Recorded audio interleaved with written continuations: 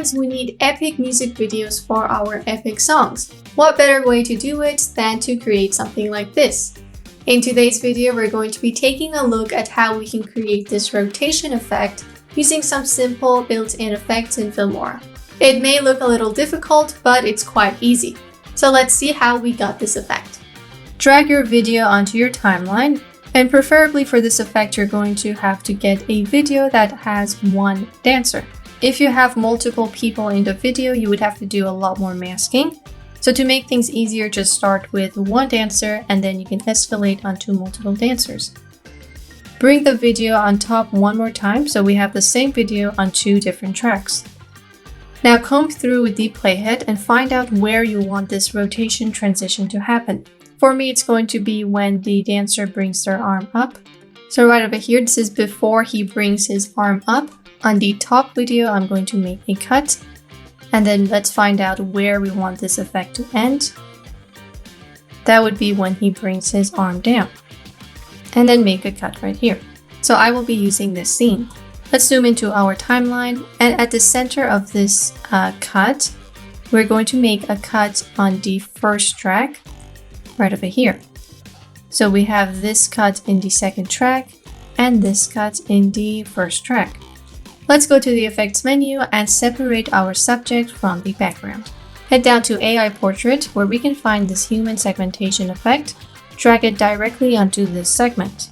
If we hide the first track, we now only have our human subject. Let's double click on this section and work with these settings. Go to Effect.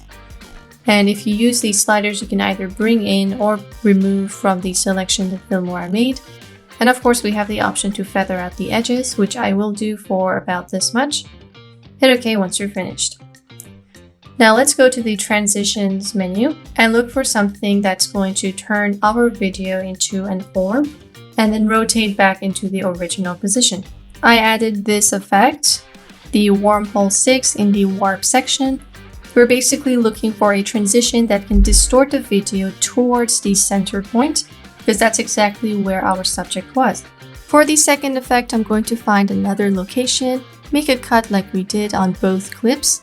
Right over here where he's doing this movement, I will be rotating the screen once towards the left and once towards the right. But first we need to find out where the keyframes are going to be. So use your left and right arrow key to move in frame by frame. When he brings his hand up like this, I will be moving towards the left, so hit M on your keyboard to mark this frame. Then move forward until you have your second frame. Right over here, hit M.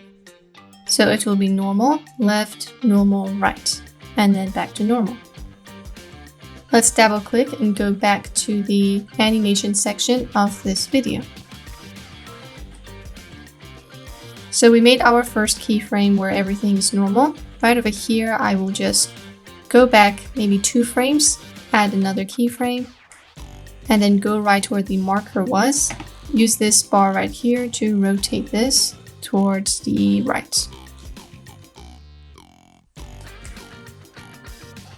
And then 2 frames forward, we're gonna go back to 0. We can always move these keyframes. Do the same thing on this one, 2 frames before the marker. Go towards the left. Try to get a similar number, so 14.3. This also needs to be negative 14.3. Match this with the marker, and then we're just gonna put 0 right here. So it will be 0, rotate 0. The same thing applies for our second turn.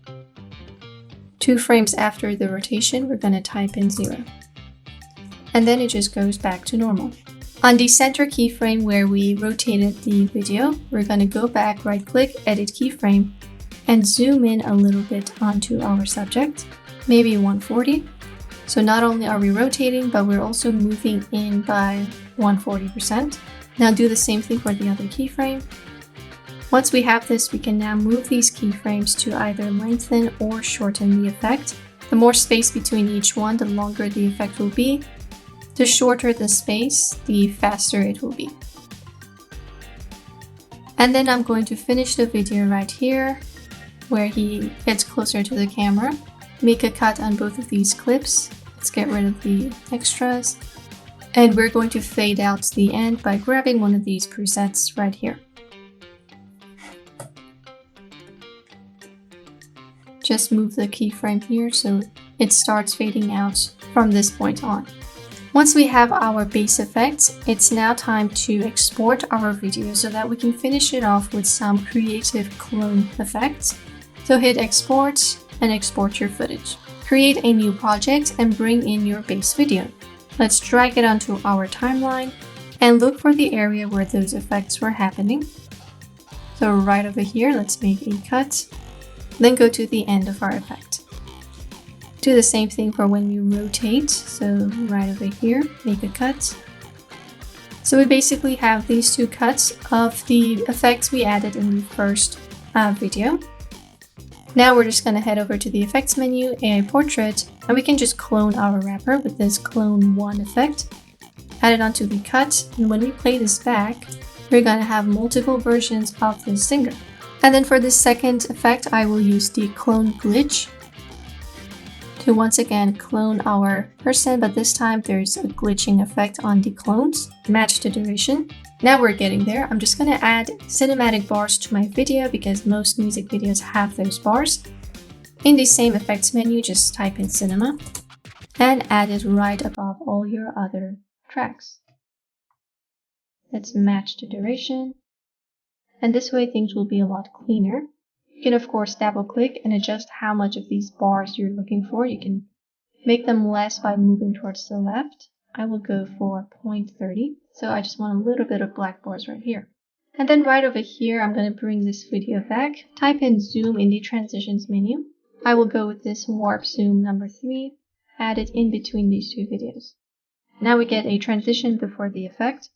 You can go ahead and add the same one at the end of this transition. Just make sure that the duration is the same.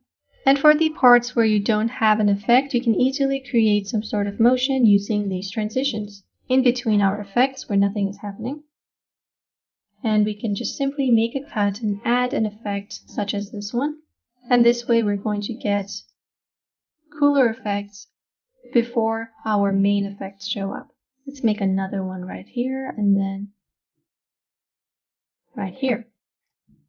Effects menu. Let's add the multicolor trailing effect. I'm going to get these colors. You can double click and adjust the colors to your liking. I'm just going to leave mine like that. Then add a transition before this effect so it looks cleaner. And now we're finished.